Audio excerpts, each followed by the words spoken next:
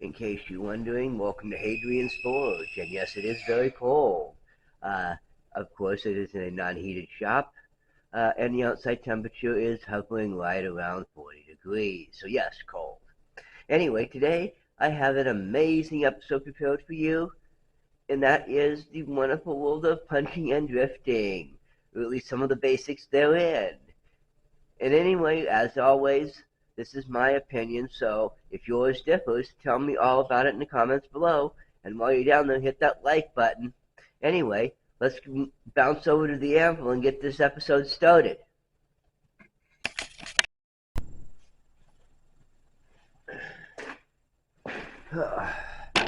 Hey, since this is going to be the first one we actually have outside, more than just a hammer, I thought I'd talk about punches a little bit. There's two basic types.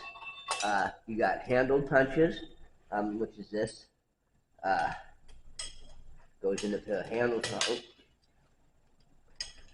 tongs, and obviously it's held like this. And then there's what I call stick, which are basically these guys. And handle or stick, they all can come in all the same variations. This just happens to be a few that I had lying around. This one being is obviously round, circular, so it is called a round punch. This one, as you can see, is square, and it is called a square punch. Come on, it doesn't get much basicer than that. Now this one, no, it's not a rectangle punch. It's called a slot punch. Pardon. And obviously, because it makes a nice slot because of its shape. And the other part, that's for the punching. And now, as for the drifting, some of these have drift, can also be used as drifts. For example, this punch, as it continues to taper up, can be used to drift holes out. This one, once it gets done punching, can obviously, because it has a set here, can widen it out. I punch it through and work it deeper. And this is actually the most brain just blows. Hate it when that happens. Drift is because it comes to, and then its widest spot is very small, so they make sure it goes all the way through. And that is the basic of the tools. Now, me personally, I will be using the handled one for the round, simply because I have it, and for me it's easier to use. I haven't been able to get around to making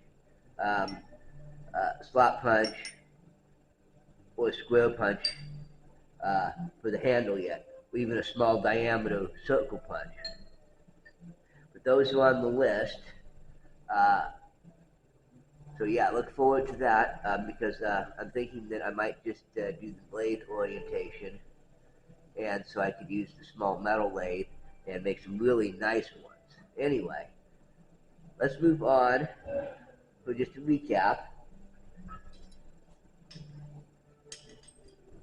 Handle,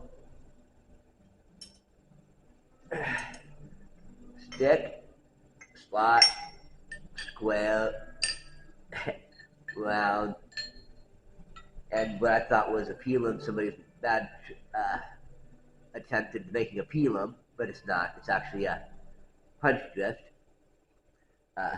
So now that we've talked about the pieces, let's go see how badly I use them.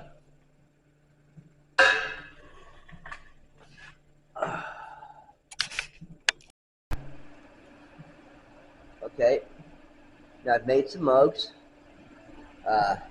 These two are going to be ready for the slot punch. This is a single-sided punch through, and this is a double-sided. We're going to start with the single punch through, and I'll be using this one. So let's see what happens.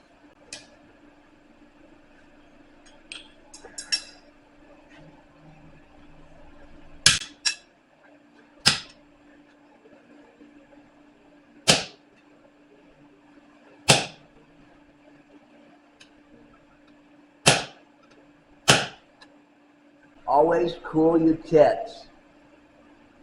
One of the things with using the induction forge, you don't have the fire time. Just put it in the fire to grab it, cool it, and all this. You gotta make sure that you're actively on it, otherwise you will forget.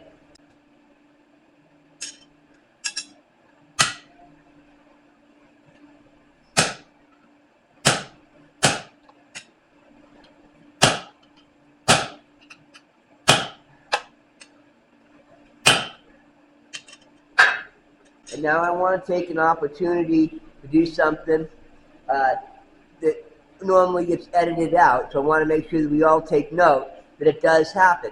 Is when you get messed up, like it is here, and what most people when they do videos is they edit it out, but they'll take it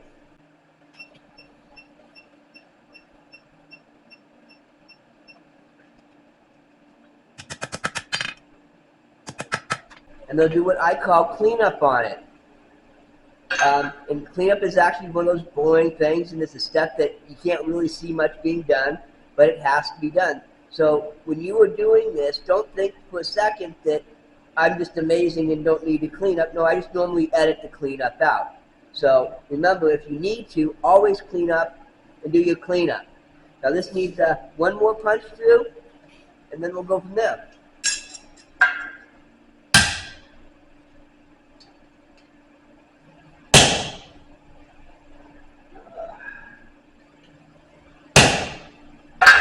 I think that is my cue to turn it over. On the single side, you punch all the way down till you're almost through. And yes, that is why you cool everything. Um, I don't know if you can tell, but it's starting to get a nice divot in the back. We can see the outline.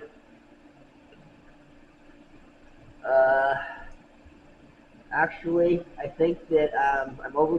I tend to stop, and so I have to do more work. So I think that, no, okay, I'm gonna go ahead and do a flip on it, and if it's right, if not, I'll show you. Let's go.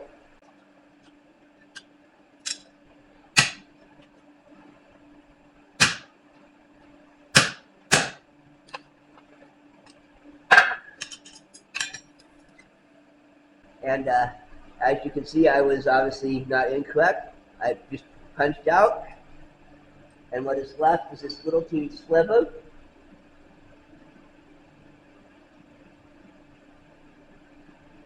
I'm not touching it because it's still hot as heck. So that is the first one method of punching I will be doing. And as you can see, it's also kind of a drift.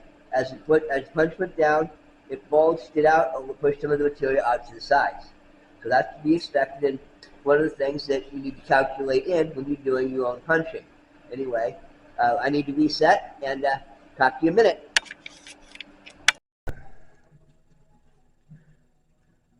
All right, here we are. Let's go ahead and start the punch basically from each side.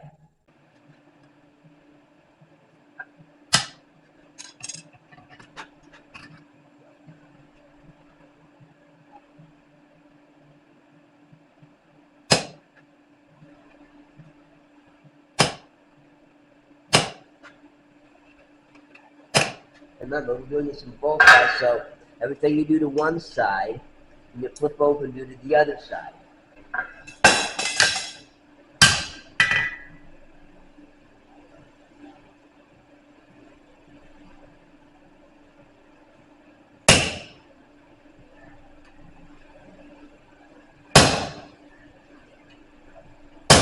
All right.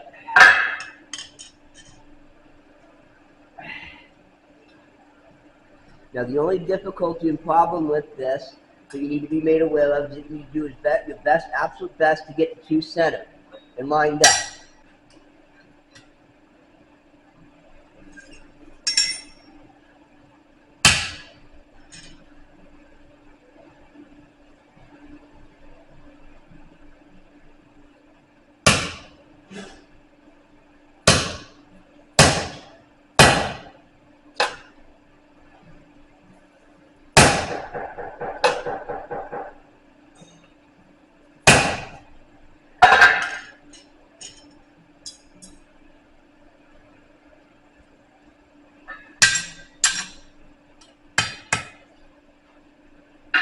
basically you repeat the process.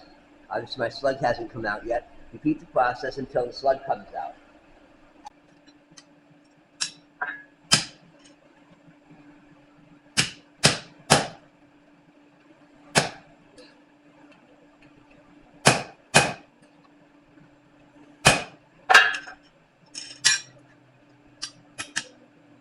And sometimes it doesn't take much to pop it out. And I don't know if you can see it, but there's my little piece that popped out. Now, as I was saying about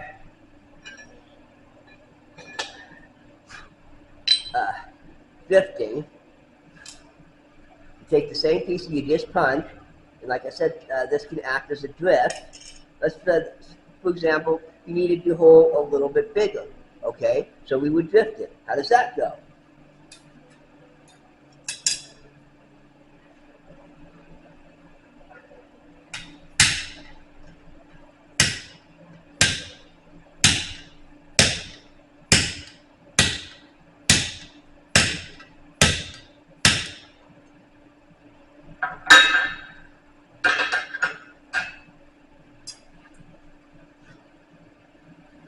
And as you can see on just one pass how much it rounded out.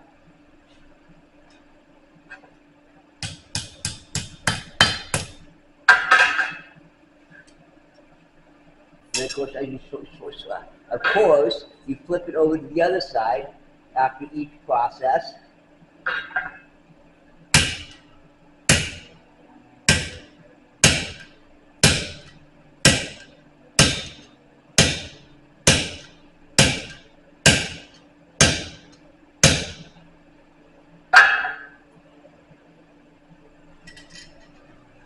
And that is the basis of drifting.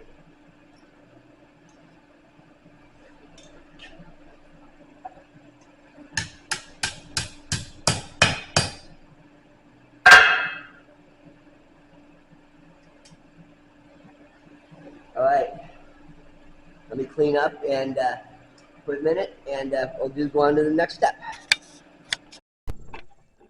Now, I should have done this a ways back, but the difference between the single and the double is that you can see here that this was the side I started punching through, and it pushed out only on the bottom, or more on the bottom. As where the double-sided, as it pushed on the bottom, well, then it would be as you flip it over, then it's pushing on the now bottom, but which is the top, so it actually evens it out. Now, depending on what you're doing, it will depend on whether that matters or not.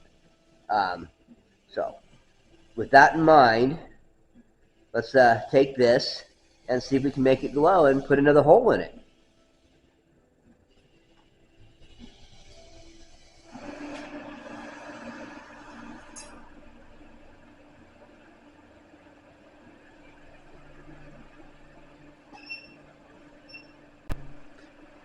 Sorry about that, folks. A time break. It happens when I forget something. Anyway, let's go try this again.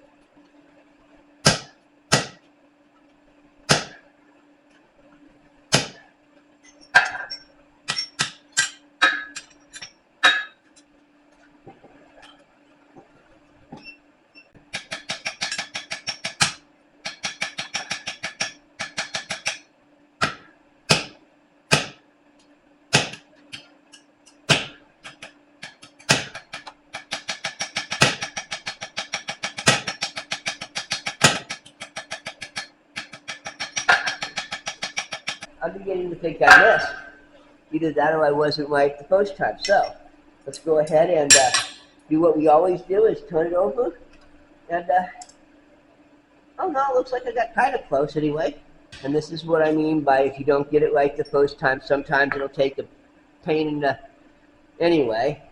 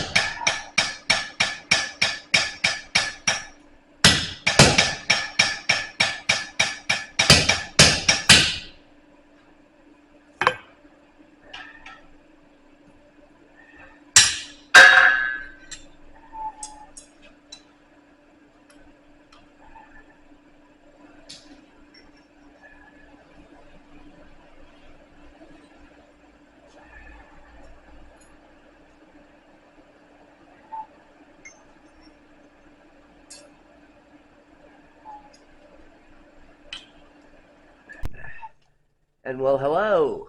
And yes, if you get the impression that this some of the towards the end is uh, rushed and some information may be missing, it is because that we're running a bit long, and that means that I will be making a second to go behind this one to pick up all the, well, at least some of the places that I missed, or maybe not missed, so some that I missed, and which is about half of it, and then another extension on more.